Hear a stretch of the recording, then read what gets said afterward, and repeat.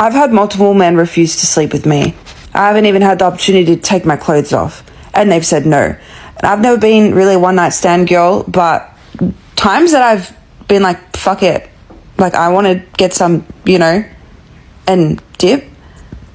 I've had guys flat out say, no, I have too much respect for you, I can't do you like that. Now, out of all settings, this one example happened in the club. I'm like, out of all places, and you're telling me no, and I've met you at the club. I'm talking to this man, and he's like, I'm going to go to the bathroom. I said, should we go fuck in the bathroom? I looked him dead in the eyes when I said it, but I was joking. I wouldn't have actually, but I'm a shit stirrer. This man looked me dead in the eyes and he said, shut the fuck up, because you're not one of those girls, and I would never do you like that, and I have too much respect for you. So, no. And I'm like, what's a girl got to do to get dick around here? She asked. He declined. On moral grounds. In a club. Kings, this man saw what she couldn't see about herself, that she was worth more than a bathroom. He held a standard for her that she wasn't holding for herself, and she walked away confused. A king who has done the work on himself doesn't lower his standard just because the invitation arrived. He knows what he's worth. More importantly, he knows what the right interaction looks like. That man in the club, he knew. I told a man I wanted to have sex with him, and he said he wasn't ready yet. The audacity. What? I said, okay, cool. And then we cuddled. What a wild concept. He said no. She calls it wild. Kings, men have boundaries too. That's apparently news in 2026. The man who respects his own timeline and communicates it calmly isn't confused or broken. He's just not performing on demand. A king who knows his worth doesn't hand himself over just because the opportunity arrived. Selective is not a woman thing. It's a standard thing. I don't care what people say, okay? I want a man who's gonna walk around holding on the back of my neck like he owns me. I don't care how it looks. I want that. It sounds hot as fuck. Today, ownership is oppression. Also today, she wants to be owned by the neck in a public setting. Kings, she's not wrong for wanting that. A woman who wants a strong, present, dominant man is describing something very natural. The problem is that the same culture that produced her also spent years telling men that behavior was toxic. He put the neck grip down when he was told to. She's now publicly asking where it went. I'm ovulating so hard right now. Like, I want to flirt so bad. Give me a boy. Give me a cute boy right now. I need to flirt. I need to make out. I need to oh. Biology has the wheel. The prefrontal cortex has left the building. Kings, she's not describing a connection she wants. She's describing a biological state she's in. There's a difference between a woman who wants you and a woman who wants someone right now, and you happen to be in the room. A king who knows this distinction doesn't confuse availability for interest. Read the difference. Act accordingly. I don't think guys understand the power they have over girls. I'm gonna use my friend as an example. She's gonna kill me for telling this story. Hopefully she doesn't watch this. So one of my guy friends has been heavily pursuing my friend. She shot him down so many times. And yet finally when he stops pursuing her, now she's obsessed with him. Like, why did I catch her rewatching his story like 5 times yesterday? Y'all don't know your power. You start by being persistent and very interested, then you pull back, and suddenly we want you again. Worst part is he'll never fucking know it because she's never gonna show this to him. Like, he's gonna go the rest of his life not knowing that she was obsessing over him. She rejected him repeatedly. He stopped. She rewatched his story 5 times in one day. Kings, this is the most useful clip in this entire video, not because of what she did, because of what his withdrawal produced. Pulling back is not manipulation. It's the natural result of a man who decided his effort was better spent elsewhere. And she noticed immediately. They always do. The tragedy is, he'll never know. Build your life and keep moving. The ones watching from a distance are always paying more attention than they admitted. Call up a guy and say you want to hook up tonight. Oh, I got a good one. Can we hang out whenever you get back? Now you want to hang out? No, I do, yeah. No, absolutely not. No. I I'm gonna go up with someone else. Go. That's Go? the guy that has had a crush on me since 7th grade. That's a W for him. Go. She proposed. He declined. She said cool. He said cool. Kings, that man has been watching her operate for years. He knew exactly what the call was. He had better plans. He said cool and moved on without a second of drama. That energy, unbothered, clear, already occupied, is the energy that makes kings magnetic. He wasn't waiting by the phone. He had somewhere better to be. Dream life. Wake up. Fuck. Shower. Fuck in the shower. After the shower, get ready. Go to a cute, like, coffee, little brunch, little breakfast place. You know the vibe. Next, go shopping. He pays for everything. I buy a ton of clothes and whatever I need. Give him a little haul. He's so excited. Anyways, come back home. Fuck. Take a nap / watch a movie. Whatever we're feeling. Wake up. Dinner reservations, but we smoke a J beforehand. Go to dinner high as hell, eat a ton of food, get wine drunk, come back home, fuck, go to sleep, and do it again the next day. Dream life. He pays. She exists. Every day. Forever. Dream achieved. Kings, she described a business model where she provides companionship and he provides everything else. That's not a relationship. That's a staffing arrangement where only one person is on payroll. A queen brings something to the table. She doesn't just sit at it and read the menu. Build your standard and require the same energy back. Yeah, blah, blah, blah. Is it big? Do you have a good relationship with your parents? Did you go to school? Do you work out? How tall are you? When's the last time you had a girlfriend? Do you like to spoil women? All right, let me know. Not very independent of her for a woman who doesn't need men. Kings, she doesn't want a partner. She wants a pre-qualified applicant who passed the physical, the financial, and the spoiling assessment. In that order. A king who has built himself to a high standard isn't submitting applications. He's conducting his own assessment from the other side of the table.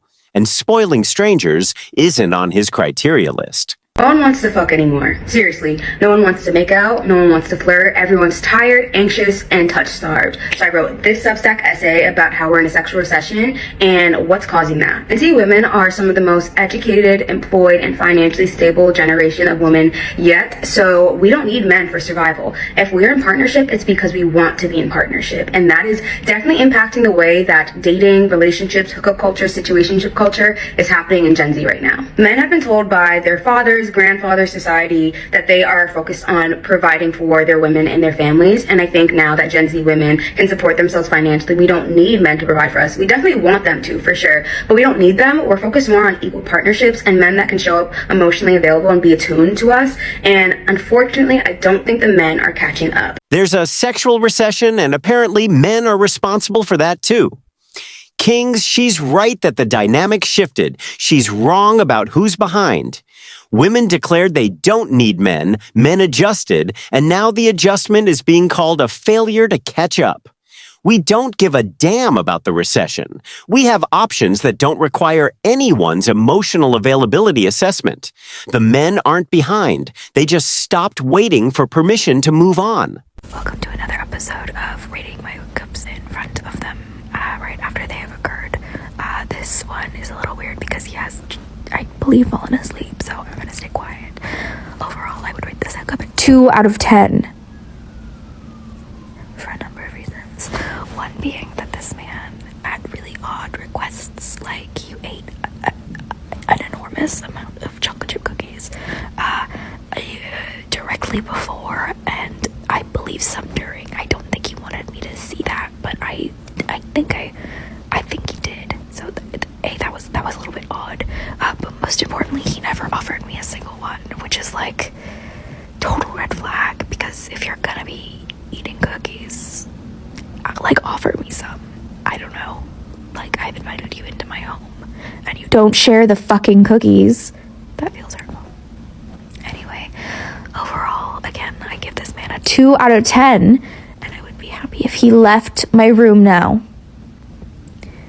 Kings, she's rating a sleeping man on camera in real time, and the headline, grievance, is the cookie distribution. This clip is a masterclass in why a king protects his image, his energy, and his name. Nobody is safe from the camera. The man who handles himself with dignity in private never ends up as a 2 out of 10 review while he sleeps. What happened to the niggas that be like, I'll pick you up at 8, be ready? Nowadays, these niggas be talking about some, what's the move, what's the word, and what you trying to get into. Nigga, I ain't trying to get into shit. Like, take me out. Like, you know what I'm really trying to get into? I'm trying to get into a paddle boat with a picnic vibe. You feel me? With the butterflies flying everywhere, like on some fairy tales. Like, bro, don't nobody give a fuck about what the move is. She wants fairy tales. She has a nose ring. Kings, the man who planned the paddle boat and the picnic, got called basic, boring, or not exciting enough. He adjusted his energy to match the feedback. Now she misses the paddle boat. You can't audit a man's romantic effort for years and then act shocked when he stopped filing the report. Here's a rant. It's like I'm so jealous of all these people getting hookup proposals, and I'm stuck here single. Like, tell me why some of the strangest people are in the most loving, happy, caring relationship I've ever seen. Like, I'm seeing furries holding hands and walking to class, and I'm over here dying. Don't take this disrespectfully. Please don't cancel me. I just want to be in a happy relationship. One time I posted a video where it was like, why can't I be in a happy relationship? And I was like, I feel like it's hard for me to like guys. And then the comments were like, you're gay. Anyways, that's my rant. The furries have each other. She has content. Kings, the strangest people, are often in the happiest relationships because they stopped caring what their relationship looks like to other people and focused on how it feels. That's not strange. That's rare. A king who builds his relationship on genuine compatibility and shared values instead of optics will always outperform the man performing for an audience. My dilemma right now, girls, is should I just go on dates for fun? Or should I go on dates because I actually like the man? This is what I'm trying to figure out. There's a white boy in my DMs. He's kind of cute. He's kind of short. But he looks like John Tucker from John Tucker Must Die, if you've seen that film. And I think to myself, you know, one drink won't hurt, one drink won't hurt.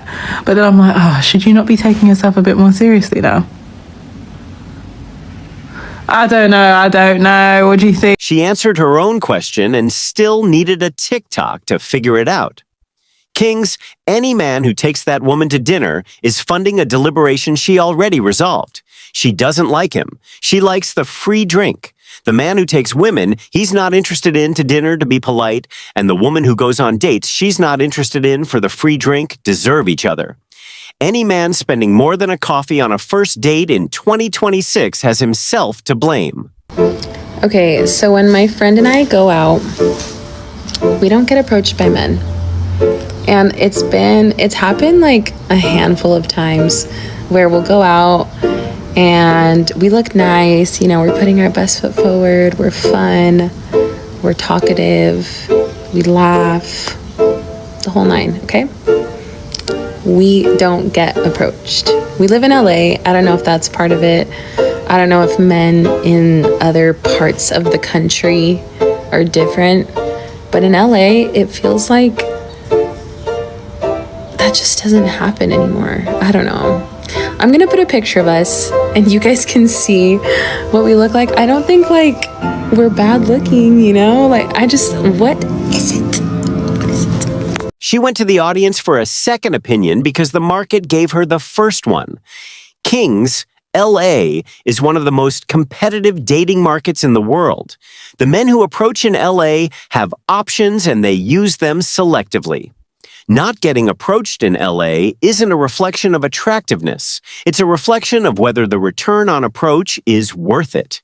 Men in LA did the maths and kept walking. The maths doesn't lie. I want to know what the single, celibate, abstinent, whatever girlies are doing. Because I don't know how much longer I can keep doing this for. I already go to the gym all the time. I already go to work all the time. My hormones are on a rampage. The gym isn't working. The office isn't working. The hormones have filed a formal complaint. Kings, she chose celibacy and is now discovering it has a maintenance schedule nobody mentioned in the brochure. A king who chooses his standard and holds it doesn't collapse under biological pressure. Self-discipline is the same muscle whether it's applied to finances, fitness, or restraint. Build it in all areas or it fails in all areas. Men don't want to get laid because I made a video saying that women need to sleep around more, parenthesis, because you need to discover that this D ain't that special. Anyway, but like, if you sleep around more men get laid, right? And there are still men in the comment section going, don't listen to her, girls. Don't listen to her. And it's like, sir, are you trying to keep your homeboys to yourself or what's going on? Men don't want women sleeping around, so they must be protecting their friends from access. Kings, men don't want high body counts because it signals what a person prioritizes, not because they're running a supply chain. She repackaged male preference as a conspiracy and sold it as comedy. A king who knows what he's looking for doesn't need an explanation for why he's looking for it. I just want somebody to kiss me. I am touch starved. My love language is physical touch, but I don't like when most people touch me, which is really tough because my lips are sad and my soul is sad and I just want a good makeout session. Has me like debating re-downloading dating apps just to find somebody to kiss, but I know that's not how they work and I know it's a bad idea. I know it's a bad idea, so I'm not going to do it.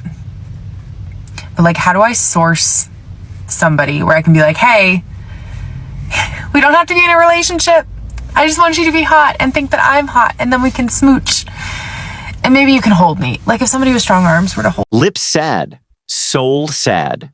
Considering the apps she knows are a bad idea. Kings, the apps are a bad idea and she knows it and she might do it anyway. That's not indecision, that's desperation in real time.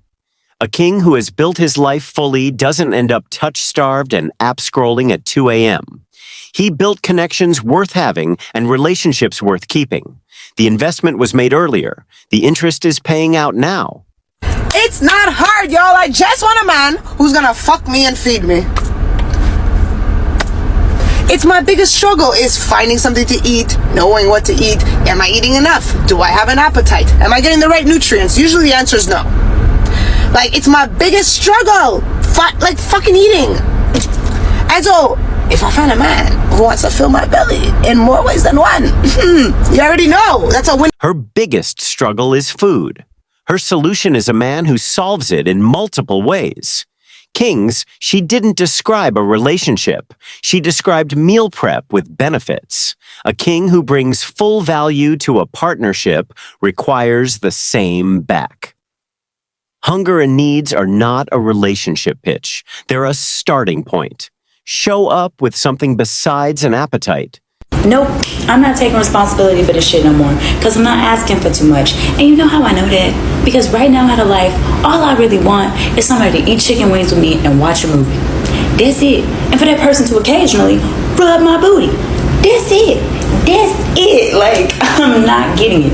I really don't understand. I'm bringing financial stability. I'm bringing the little jokey jokes, okay? I'm bringing the looks. Maybe not right now. Depression has a hold on you, girl, so we gonna bypass that part. But, like, folks really out here acting like I'm asking for the sun, the moon, and the stars. And while I deserve that shit, I'm not asking for it. Sting. The winter time coming up, okay? I just want to cuddle up with somebody. That's it. That's really it. Let me shower you with gifts, babe. I get it. I need to leave my house to meet somebody to do that with. But, like, why can't we skip to the part where you just pop up? Like, I'm tired of this, Grandpa. I really can't do this no more. She's not asking for too much. She's asking for it to arrive without effort on her side. That's the whole summary of this video in one clip. A king who has built his life doesn't pop up for someone who hasn't made it worth the trip. He shows up for the woman who showed up first.